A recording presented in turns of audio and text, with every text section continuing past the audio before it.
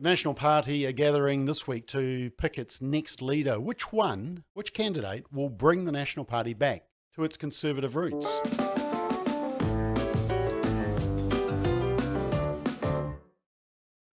So with Judith Collins stepping down from, or getting a vote of no confidence in her leadership, the National Caucus will be gathering on Tuesday morning to pick its next leader. And the candidates are the ones shown in this image. Let's have a closer look at them. Across the top, we've got Simon Bridges, obviously, Shane Retty, who is the current deputy leader, Mark Mitchell, Christopher Luxon, and it could be said that perhaps Simon Bridges and Christopher Luxon are the favourites, although Christopher Luxon is quite inexperienced, having only come into Parliament just last year. And then along the bottom, Chris Bishop, Nicola Willis, who is based in Wellington, and Erica Stanford, who is based in Auckland. Now, the key thing is, how do they vote on some of these important moral issues, these conscience issues that have been voted on recently?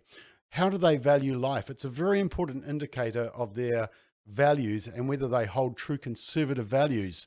And so we did a breakdown on their votes on abortion, on euthanasia, where they stood on the drug policy, although that was more National Party policy on that particular issue, for those who voted in the redefinition of marriage.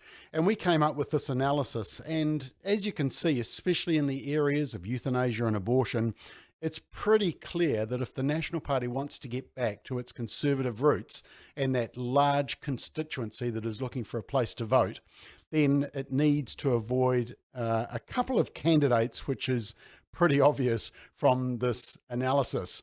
Now, you can go to my blog site, bobmccoskrie.com, and you can see the full breakdown of those votes in more detail. But I read a great article over the weekend by Ashley Church, who's a good friend and tends to commentate more on property matters, but he wrote this open letter to national MPs. And in it, he made a number of points as to what they should be considering when they vote for the next leader.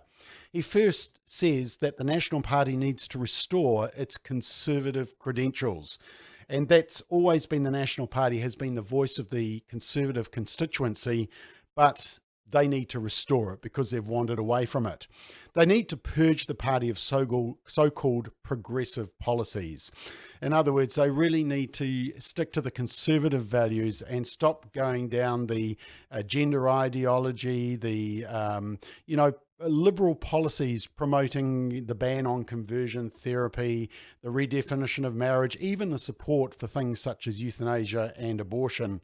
Those are liberal approaches, progressive, you might call them, but they don't represent the true conservative roots of what many people think of as the National Party.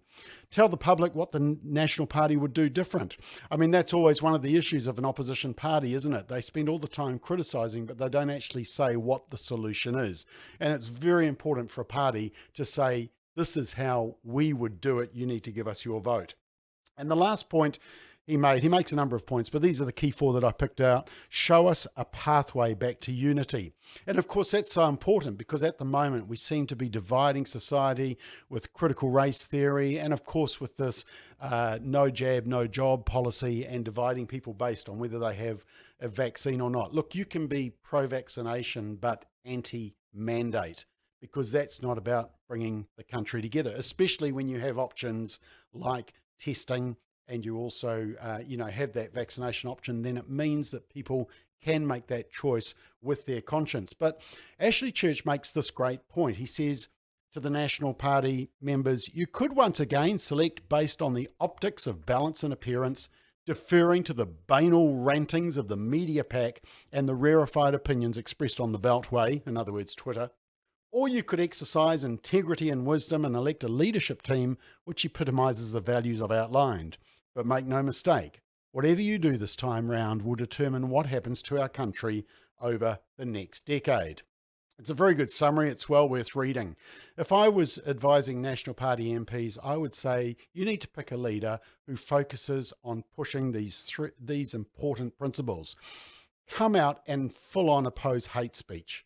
Come out and oppose conversion therapy bill, which will criminalise prayer, will criminalise preaching, will criminalise parents who care for their kids, will criminalise counselling, and will criminalise consent. Just say no to it. In fact, it's interesting. There's a commentary written about the new leadership in the Herald today by Thomas Coughlin, and he defines two key issues that the National Party should be thinking about. One is housing, and of course that's a big issue, especially for Aucklanders, where the National and Labour got together and said, look, you can build 3-story houses anywhere you like. And Aucklanders are saying, actually, we've already got a problem with overcrowding. Why don't we spread out rather than build up? So that's the first issue that National may need to revisit. But what's the other crucial issue?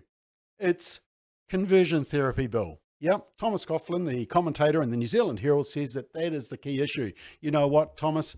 It's not. It's not. It's a terrible bill, and National should just say, we want nothing to do with it. And that's what a true National Party would say. But the media are pushing it. And I think that's a very good point that Ashley Church had made, that the National Party needs to stop listening to the media to determine what their policy is. So back to my list, they need to support freedom of conscience, especially for medical professionals around the issue of abortion and also euthanasia, but also freedom of conscience around vaccines. They need to promote marriage and life, promote strong, stable families, and promote life, sanctity of life from beginning of life and end of life. Oppose drug liberalisation. Don't go anywhere near the wacky policies of the Green Party. They should support biology, not ideology, not gender ideology. And as part of that, they should respect parents, because parents are the ones raising the kids, and indoctrination within schools just isn't on. And they should promote unity, not division. Let's bring New Zealand together, not separate them. It's a really important decision for National Party MPs to be making tomorrow, Tuesday morning. But please make a decision that brings National back to its true conservative roots.